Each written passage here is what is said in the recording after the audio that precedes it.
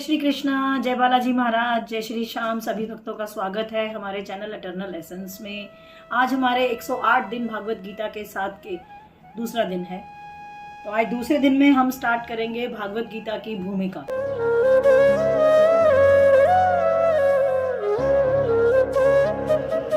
ओम अज्ञानतिमिरान्धस्य ज्ञानान् शलाकया चक्षुरुन्मीलितं येन तस्मै श्री गुरुवे नमः।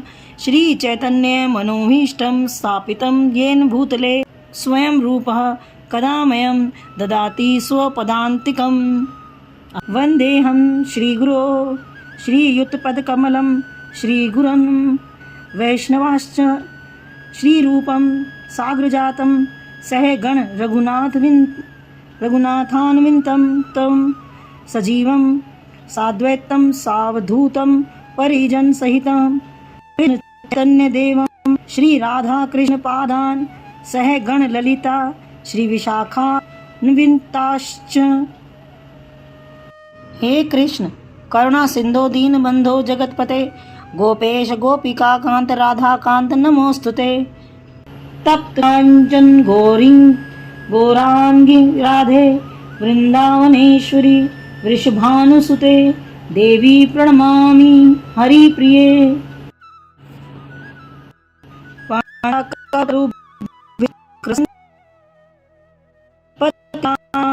अनेभ्यो वैष्णवेभ्यो नमो नमः। श्री कृष्ण चैतन्य प्रभु नित्यानंद श्री अद्वैत गदाधर श्रीवासादि गौर भक्त वृंद। हरे कृष्ण कृष्ण कृष्ण हरे हरे, हरे राम राम राम हरे हरे।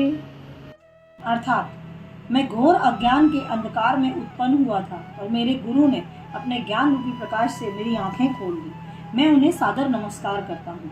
मैं अपने गुरु के चरण कमलों को और समस्त वैष्णव के चरणों में नमस्कार करता हूँ।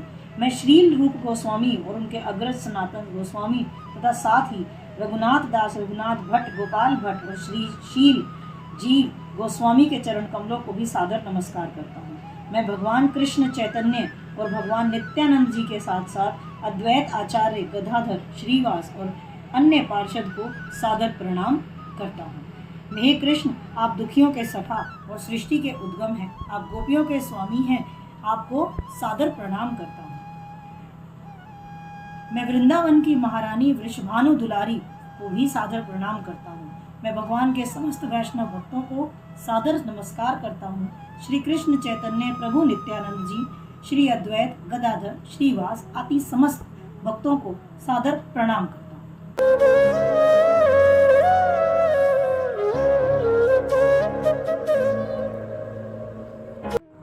भागवत गीता का मर्म भागवत गीता में ही निहित है, भागवत गीता में ही व्यक्त किया गया है। इसको आप ऐसे समझ सकते हैं कि जैसे हम बिना डॉक्टर की सलाह लिए कोई भी दवाई नहीं खा सकते अपने मन से। किसी भी हर बीमारी के लिए एक अलग दवाई होती है, अलग उपचार होता है। ठीक उसी प्रकार जो है भागवत गीता को पढ़ने का भी एक, बोलने का, पढ़ने का भी एक नियम है। अतः भागवत गीता हमें जैसे भगवान ने बताई है वैसे ही उसे स्वीकार करना चाहिए। भागवत गीता के 4th अध्याय में भगवान कहते हैं, इमं विवस्वते योगम प्रोक्तवानः वयं स्वान मनवे प्राह मनुरिक्ष्वाक वे ब्रवीत एवं परंपरा प्राप्तमिम राजर्षियो विदु स काले ने महता योगो नष्टः परंतप स एवायं मया तेद्य योग प्रोक्तः पुरातनः भक्तोसी में सखा चेती रहस्यम होत दुतमम। यहाँ पर भगवान अर्जुन को सूचित करते हैं कि भागवत गीता की योग पद्धति इसे मैंने ही सूर्य को दिया था और सूर्य से ये मनु को मिला और मनु से इक्ष्वाकु तक पहुंचा। इस प्रकार गुरु परंपरा के द्वारा यह पद्धति, योग पद्धति एक वक्ता से दूसरे वक्ता, दूसरे वक्ता से तीसरे वक्ता तक पहुंचती रही, लेकिन लगातार यह छिन्न भिन्न हो गई। जैसे कि हम लोग ये बात जानते हैं, ये एक कम्युनिकेशन गैप है, आप इसको ऐसा कह सकते हैं। जब एक बात किसी एक व्यक्ति से निकलकर दूसरे तक, दूसरे से तीसरे, तीसरे से चौथे तक जाती है तो कहीं ना कहीं उस बात में कुछ ना कुछ बदलाव आते हैं। तो वैसे ही वो कहते हैं कि ये बात छिन्न भिन्न हो गई थी, लेकिन कालांतर में ये फलस्वरूप भगवान को इसे फिर से अर्जुन को कुरुक्षेत्र में बताना पड़ा। यानी कि आप ये कह सकते हैं कि पहले व्यक्ति से 10वें व्यक्ति तक, वक्ता तक पहुंचने तक इसमें कई बदलाव हुए, लेकिन क्योंकि वो बदलाव हो गए थे इसलिए भगवान श्री कृष्ण को स्वयं ये दोबारा से अर्जुन को कुरुक्षेत्र में बतानी पड़ी। श्री कृष्ण अर्जुन से कहते हैं कि तुम तो मेरे भक्त भी हो और मेरे मित्र भी, इसलिए मैं तुम्हें वो योग बताने जा रहा हूँ जो बहुत समय से लुप्त है, जो विशेष रूप से भगवत भक्त के लिए ही बना है, भगवत भक्त से निमित्त है। आध्यात्म विधियों के 3 श्रेणियां हैं, ज्ञानी, योगी और भक्त, यानी कि निर्विशेषवादी, ध्यानी और भक्त। यहाँ पर भगवान अर्जुन से स्पष्ट करते हैं कि वे उसे इस नवीन परंपरा का प्रथम पात्र बना रहे हैं, क्योंकि प्राचीन परंपरा खंडित हो गई थी। अतएव ये भगवान की इच्छा थी कि सूर्य देव से चली आ रही विचारधारा की दिशा में ही अन्य परंपरा स्थापित की जाए, और वे चाहते थे कि अर्जुन भागवत गीता ज्ञान का प्रमाणिक विद्वान बने। अतएव हम देखते हैं कि भागवत गीता का उपदेश अर्जुन को विशेष रूप से दिया गया। देखिए, भगवान और भक्त के बीच में कई तरीके से संबंध स्थापित हो सकता है। जैसे कोई निष्क्रिय अवस्था में भगवान का भक्त बन सकता है, कोई सक्रिय अवस्था में भगवान का भक्त बन सकता है, कोई माता पिता के रूप में भगवान का भक्त बन सकता है, कोई सखा के रूप में भगवान का भक्त बन सकता है, कोई दंपति प्रेमी के रूप में भी भगवान का भक्त हो सकता है।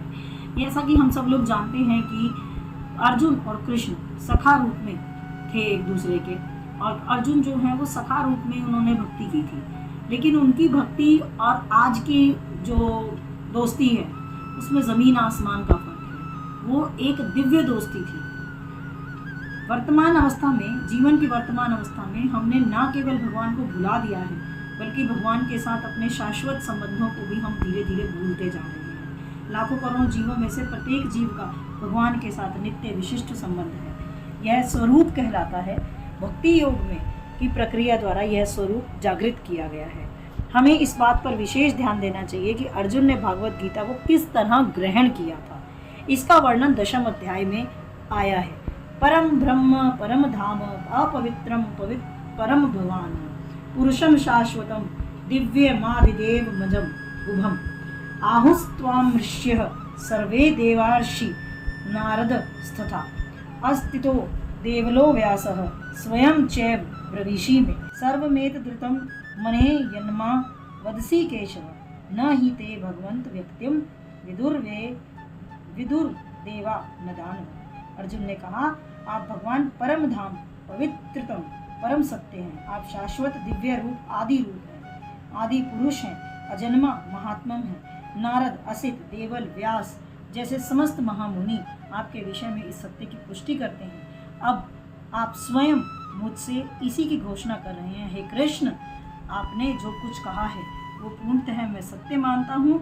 ना तो देवता ना असुर आपके व्यक्तित्व को कोई नहीं समझ सकता है। भगवान से भागवत गीता सुनने के बाद अर्जुन ने कृष्ण को परम ब्रह्म स्वीकार कर लिया था। प्रत्येक जीव ब्रह्म है, लेकिन परम पुरुषोत्तम भगवान परब्रह्म है, जो हमारे भगवान श्री कृष्ण है। जैसा कि मैंने अभी बताया कि अर्जुन ने 10वें अध्याय में परमात्मा प्रभु श्री कृष्ण को सर्वेश्वर माना, परम सत्य माना, तो उसी प्रकार सर्व मैदान तृतीय मन्ने, यानी कि आप जो कहते हैं वह मैं सत्य मानता हूँ। अतएव भगवत गीता को भक्ति भाव से ही पढ़ना चाहिए, ग्रहण करना चाहिए।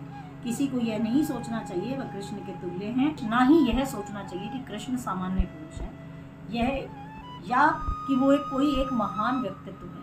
वो परम ब्रह्म है, वो परम ईश्वर है। अब सवाल आता है, भागवत गीता क्या है?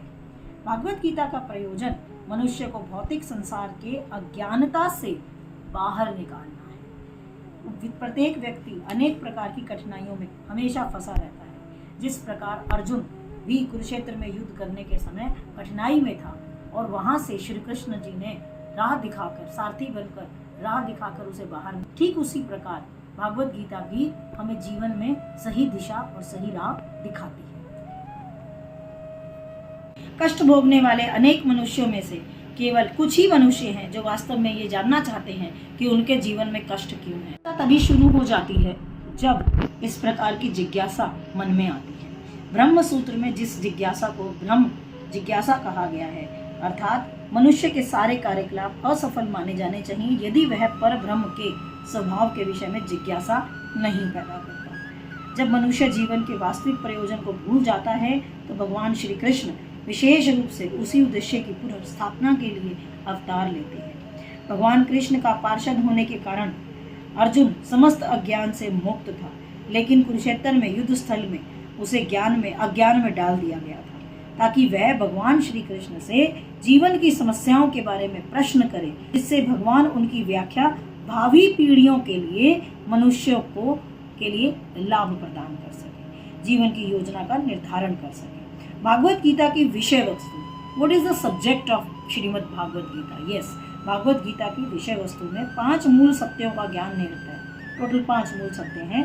सर्वप्रथम ईश्वर की विज्ञान की और फिर जीवों के स्वरूप स्थिति की विवेचना की गई है। ईश्वर का अर्थ नियंता है, जीवों का अर्थ नियंत्रित है। एक नियंता जो नियंत्रित करता है, वह नियंत्रित नहीं। यदि जीव यह कहे कि वह नियंत्रित नहीं अपितु स्वतंत्र है, तो यह कहना उसकी सबसे बड़ी भूल होगी। भागवत गीता में की विषय वस्तु ईश्वर सर्वोच्च नियंता, जीव नियंत्रित जीवात्माओं से संबंधित है। इसमें प्राकृतिक भौतिक प्रकृति, काल समस्त ब्रह्मांडों की काल विधि या प्रकृति का प्राकट्य तथा कर्म यानी कि कार्यकलाप की व्याख्या की गई है। यह दृश्य जगत विभिन्न कार्यकलापों से ओतप्रोत है। सभी जीव भिन्न भिन्न कार्यों में लगे हुए हैं। भागवत गीता से हमें क्या सीखना चाहिए? भागवत गीता से हमें सीखना चाहिए ईश्वर क्या है, जीव क्या है, प्रकृति क्या है, दृश्य जगत क्या है, यह काल किस प्रकार नियंत्रित किया जा सकता है और जीवों के क्रियाकलाप क्या है। जी हाँ, भागवत गीता इन 5 मूलभूत विषयों में से इसकी स्थापना की गई कि भगवान अथवा कृष्ण अथवा ब्रह्म अथवा परमात्मा अथवा परम नियंता, आप जो चाहें कह लें, सबसे श्रेष्ठ है। धन्यवाद। आज की वीडियो हम यहीं समाप्त करते हैं।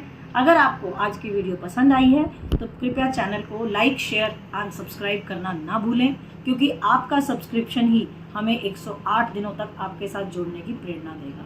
धन्यवाद।